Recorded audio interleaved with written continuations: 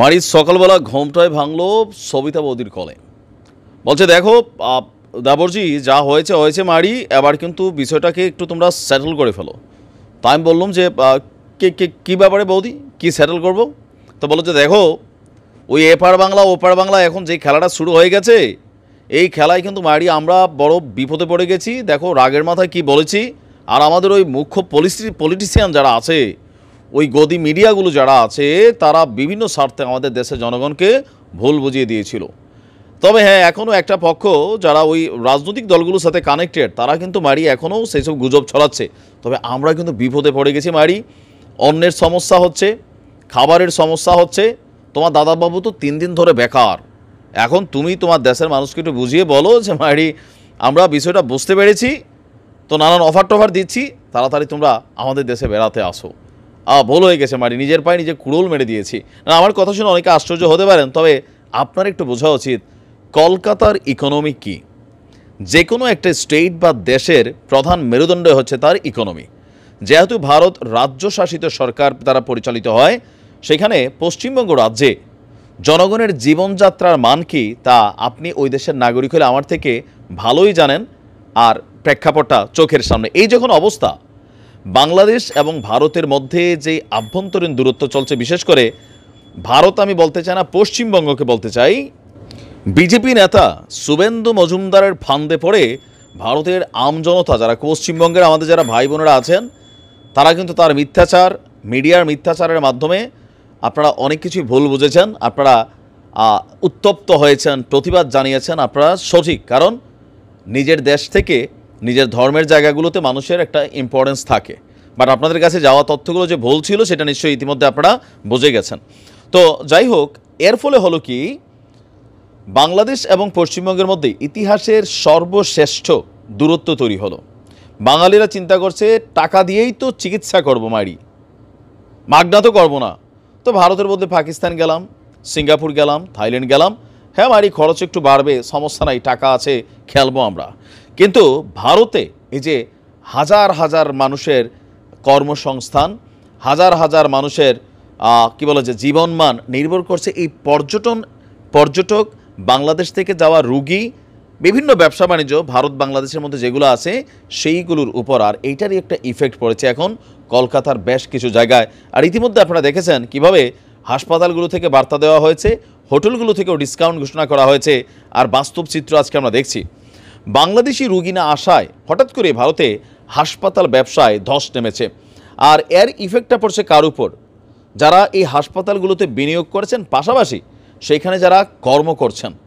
যদি এই পরিস্থিতি চলতে থাকে, তাহলে কলকাতার যতগুলা ইন্টারন্যাশনাল লেভেলের হাসপাতাল আছে, যেখানে সবচেয়ে বেশি চিকিৎসা নিতে যায় বাংলাদেশের মানুষই, আমরা যদি ধরি নেপাল, ভুটান, ওইখান থেকে এতটা যায় না, বাংলাদেশ থেকে যতটা যায়। সো সেখানে কর্মী ছাঁটাই হবে, হাসপাতালগুলো বন্ধ হয়ে যাবে। আর এইটার ইফেক্ট কার পড়বে? ইকোনমিতে, কলকাতার ইকোনমিতে। আর যার কারণে বিষয়গুলো তারা বুঝতে পেরে খুব দ্রুতই সিদ্ধান্ত নিয়েছেন। পশ্চিমবঙ্গ এবং ত্রিপুরার কয়েকটি হাসপাতাল আপনার মানে কি বলা যায়, বাস্তবিকভাবে যে দৃশ্য দেখা গেছে, যে কলকাতার কয়েকটি বড় হাসপাতাল এবং চিকিৎসকদের একটি বড় অংশের বিরোধিতার কারণে আপনার ভারতে গেল কয়েক মাস যাবৎ টুকটাক রুগী গেলেও এই গত 10-15 দিন বা এক সপ্তাহ সময়ের মধ্যে রুগী যাওয়ার পরিমাণ একদম শূন্যের কোঠায় নেমে এসেছে। বলা হচ্ছে পূর্ব ভারতের বেসরকারি হাসপাতালগুলোর সংগঠন জানাচ্ছে বাংলাদেশিদের বাংলাদেশি রুগীদের আসা প্রায় 70% কমে গেছে। যে সকল হাসপাতাল বাংলাদেশি রুগীদের উপরে অনেকটা নির্ভরশীল ছিল, এটা তাদের কাছে একটা বড় ধাক্কা। শুধু পশ্চিমবঙ্গ বা ত্রিপুরা নয়, বাংলাদেশি রুগী আসা উল্লেখযোগ্যভাবে কমে যাওয়ায় ভারতের সকল স্তরের হাসপাতালগুলোতেই এর প্রভাব পড়ছে। আপনার কলকাতা এবং আগরতলার একটি করে হাসপাতাল ঘোষণা করেছে যে সেখানে বাংলাদেশি রুগীদের তারা চিকিৎসা করবে না। তবে এখন সেই সিদ্ধান্ত থেকে তারাও সরে এসেছে। এখন তারা চাইছে বাংলাদেশের মানুষজন কলকাতায় চিকিৎসা নিতে যায়। ইভেন পর্যটনও যারা সেখানে যাচ্ছিল, চকবাজার থেকে শুরু করে বিভিন্ন জায়গায়, হোটেল, মোটেল, ট্যাক্সি বা ফুটপাথের পাশে থাকা ছোট একজন ফুডকোর্ট বিক্রেতা, মানে আমাদের তো লড়াকু জীবন, সংগ্রাম করে বাঁচতে হয়। তো পর্যটন ভিত্তিক যে দেশগুলো আছে বা যেই স্টেটগুলো গড়ে ওঠে, সেখানে হঠাৎ করে সেই দেশের পর্যটকরা না গেলে কি অবস্থা হয় বুঝতেই পারছেন।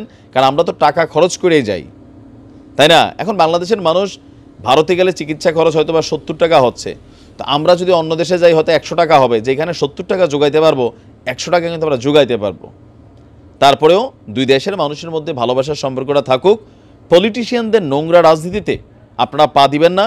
এই যে বিভিন্ন হাসপাতালের যারা মালিক আছেন, কর্মচারী আছেন, তারা অনেকেই এই বিষয়গুলো নিয়ে মন খারাপ করছেন, টেনশনে পড়ছেন, কেউ কেউ কান্নাকাটি করছেন, কেউ ভাবছেন চাকরিটা থাকবে নাকি মারি, নাকি চলেই যাবে। এবার হাসপাতালের যা দুরবস্থা, হোটেল মোটেলের যা দুরবস্থা, ট্যাক্সিওয়ালারা বসে বসে মাসি মশা মারছেন, আসলে কি করবে? তো এই সকল কিছু নিয়ে সবিতা বৌদি যেমন চিন্তিত, অনেকটা ব্যথিত বা নিজেদের ভুলটা বুঝতে পেরেছে, আমরাও মনে করি যে রাজনৈতিক ফাঁদে পা দেওয়া উচিত না। বাংলাদেশের জনগণও যথেষ্ট সচেতন।